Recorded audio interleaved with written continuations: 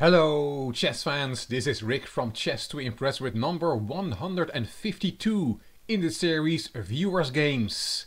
If you would like your game to be analyzed on Chess to Impress, you can send it to me by email to classroomchess64@gmail.com. In this video it is the turn of Ruud from the Netherlands, RUUD, and Ruud sent me a very long introduction, but I liked it so much that I'm going to read it out to you. If you would like to skip to the game, I'll put a timestamp here when the game starts. Hi Rick, the game I sent you is a correspondence game I played with a friend whom I have met a couple of years ago in the club where we weekly play badminton. My name is Ruud and I'm 68 years old and play with white. My opponent is Carla, who is 74 years old. Carla learned playing chess from her father when she was a teenager and played a few games. But it was only when a Belgian nephew triggered her interest that she started playing online 6 years ago and played about 100 games since then.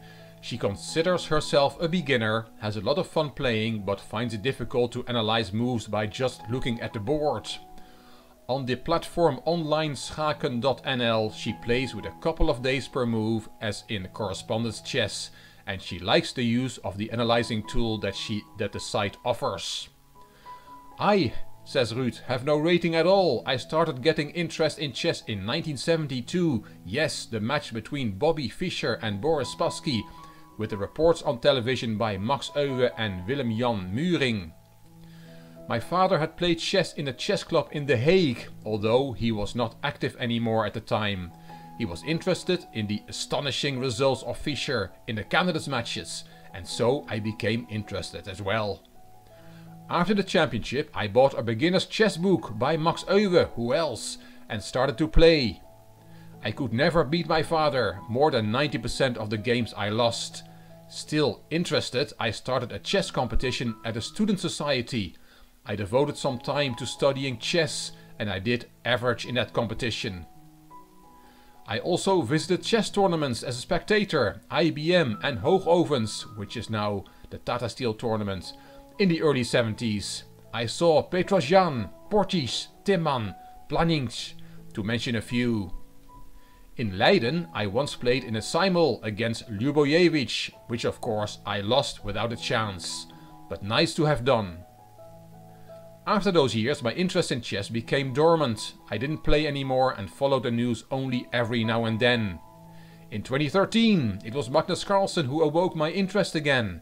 There was the possibility to follow tournaments via the internet, so I watched the entire match against Anand, where he became world champion. Since then I followed more tournaments and started playing a bit against chess programs on the computer, selecting rather weak engines. I did not play live with a real person, not on the internet and not face to face. I followed some chess channels on YouTube until 2 channels remained that I still frequently watch. Yes, your channel Chess to Impress and Agat Mater's channel. These 2 are the best for regular watching and picking up chess principles on the way and learning a bit. There are other channels that are good for studying specific subjects in more detail, so sometimes I watch these as well. When I learned that Carla had picked up playing chess, I became interested in playing a real game, so we decided to have a go at a correspondence game by email. Although we take it seriously, we play just for fun, without any stress, so we agreed on the following rules. We are not allowed to use an engine, otherwise it would just be playing 2 engines against each other. It would be very tempting to always choose the engine move for us amateurs. We did not check on that, we just trusted each other that we adhere to this rule. And second, we use no time limit. We try to keep the pace at about 1/2 move a week. It could be quicker, but also slower, if other things in our lives got in the way. If so, we usually informed each other that it would take a little bit longer. So we took it easy. We were allowed to consult books and videos on the internet, most useful in the opening. But anyhow, we were out of book rather quickly. A correspondence game allows you to analyze the position and find the best moves. That is at least what one would think. It is not so. Yes, you can play the pieces back and forth and you will probably avoid the most obvious blunders, but the number of variations increases rapidly. And to know whether a variation is any good, you must evaluate the position and that is the essential but difficult part. You can only do this properly if you have gained knowledge and experience and insight in the game. For an inexperienced player like me, that is the problem. I know some general rules and guidelines and I try to use this, but most of the time I just can't assess the value of the position, which means that I'm still in the dark, and picking the best move remains something of a gamble. Still, it is fun to try and do your best. In the game I try to play actively with white, and I think Carla has been too careful and passive. Nevertheless, she caught me by surprise several times with her move, when I thought I had everything sorted out. I think that when we will play live over the board one day, she will be stronger and I will be weaker, as I do make a lot of mistakes in such a setting. For instance, when I play against not so strong engines on my computer. Kind regards, Ruud Grol is a gentleman that sent me his game and this very nice introduction.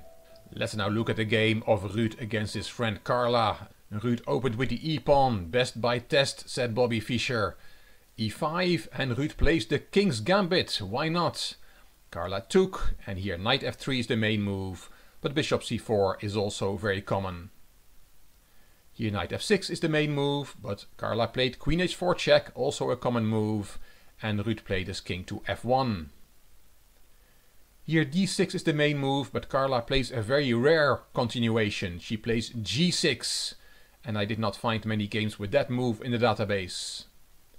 And after Ruud's reply, knight c3, we have played 5 moves and the game is already in uncharted territories, which is great. How rich is our game that after 5 moves you can already have a completely new position on the board. Carla played c6, Ruud strikes in the center, b5, kicking the bishop. Ruud plays an in-between move, knight f3, attacking the queen, so Carla does not have time to take the bishop. She played the queen to h5, and now Ruud saves the bishop. d6 on move 8. Carla has only made pawn and queen moves. All her other pieces are still at home. She's violating against the rule that you have to bring your pieces into play in the opening. White already has a much better position. He can, for example, take on f4 and regain the pawn he gambited on move 2 while developing his bishop, but Ruud plays a very spectacular move here on move 9. He plays knight c3 to d5. What is that? Can you not just take that knight? Yes, you can. It might even be the best move. But then there is bishop takes d5, winning the rook in the corner. You cannot interpose the bishop because that bishop is also unprotected there. Nice little combination from Ruud. Carla saw that after knight d5, Ruud will win a material back if she takes a knight, and she decides on knight a6, taking knight c7 out of the position, which was also a threat, forking king and rook. Good move, knight a6, and now Ruud took the pawn back with the tempo on the queen. Queen g4, the queen got kicked again and went back to d7 to safety. Bishop d2 and bishop h6. Carla is finally developing her army. Queen e2 and bishop takes f4, and it is not very logical to play again with a piece you have just developed. There are other pieces to bring into play. Knight e7, for example, was a good alternative. But Carla took on f4, bishop takes, and bishop b7. Here the engine points out that e4, e5 is the strongest move. White wants to break open the position with black's king still in the center. If you try to keep the lines close with d5, then white plays e6, still trying to break up the position, open lines. Ruud did not play e5, he played a3, a more modest move. Carla castled queenside and king f2. Ruud is connecting his rooks. And now Carla plays f6, another pawn move. I've talked in this series before about talking to your pieces. If Carla would have had a little chat with her knight on g8, that knight would have told her that he is tired sitting on his initial square. He wants to take part in this game. All pieces want to be at the party. G4 from Ruud and H6, another pawn move. C4 and now knight E7, hooray, the knight is finally in the game. But all those pawn moves have weakened black's structure and white is still much better here. Ruud took on B5, good move, breaking open a path to black's king. Carla recaptured and Ruud gave a check. King B8, A4 and B4. Carla rightly does not want to open too many lines to her king. Ruud keeps going forward, A5. And now Rook C8, fighting for the open c-file. Bishop A4. Queen back to D8 and bishop B5. And now this knight is under attack. Attacked by both bishop and queen and only defended by the bishop. Carla took on C1. Ruud recaptured and played G5. Attacking the bishop on F4. The bishop dropped back and now Carla saves the knight. But Ruud keeps making strong moves. A6, kicking the bishop back. Bishop C8. Black's pieces are pushed back and Carla's position makes a sad impression. No harmony between the pieces and her pawn structure is all over the place. Also, she has no source of counterplay and all she can do for the moment is try and plug the holes as best she can and hope for a mistake from Ruud. E5, another strong pawn break move from Ruud. Carla took and here Ruud took with the d-pawn and here Ruud misses a strong exchange sacrifice that wins him the game immediately.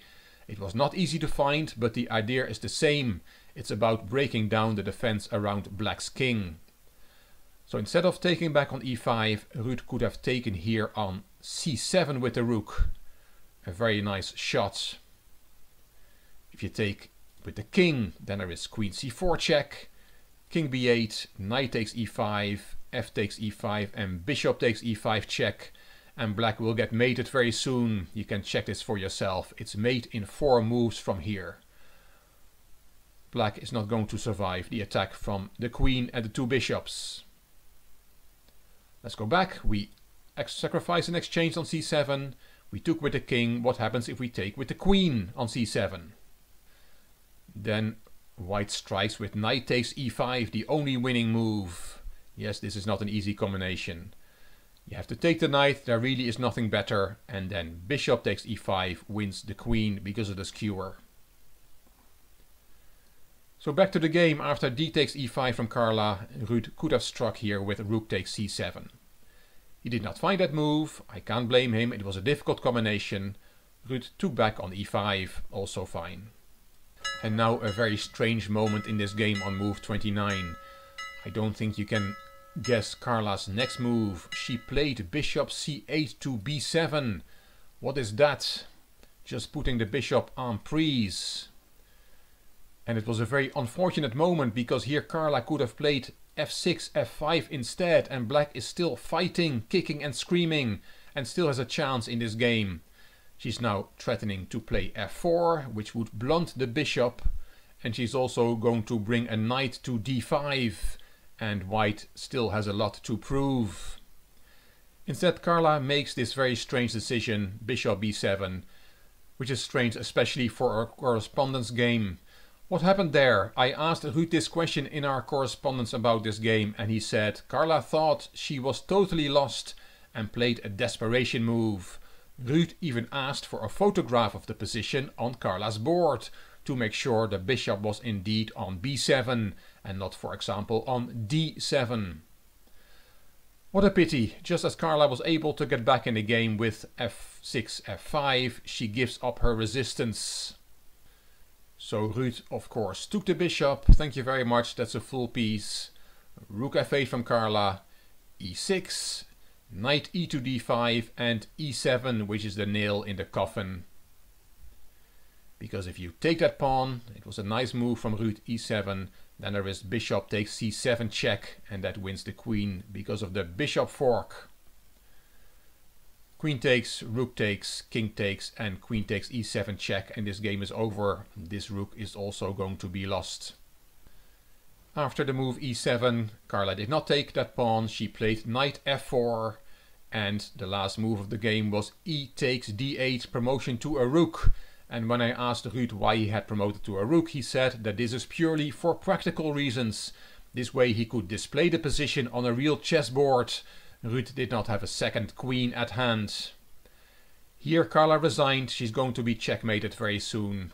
If you take on d8, there is queen e7, and that rook is hanging. There's a checkmate threat on c7. It is time to resign indeed. It was a nice game and well played by Ruud. Carla played a good game too. She violated some strategic principles in the opening, which gave her a difficult position, but then she fought like a lion and put up some very good resistance.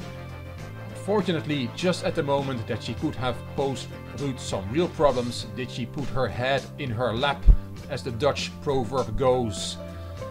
Thanks Ruud for sending in this game, and I hope you and Carla will play a rematch and that you'll let me know how that one goes. I hope you enjoyed the story of Ruud and Carla and the game they played against each other. If you did, please give the video a thumbs up, please subscribe to the Chess to Impress channel, and please leave a comment. I will read them all and I will reply to them all. If you liked the video, it would be great if you could share it on social media by clicking the share button on YouTube. You can find me on Instagram, on Twitter and on Facebook. This is Rick for Chess to Impress. Thank you for watching.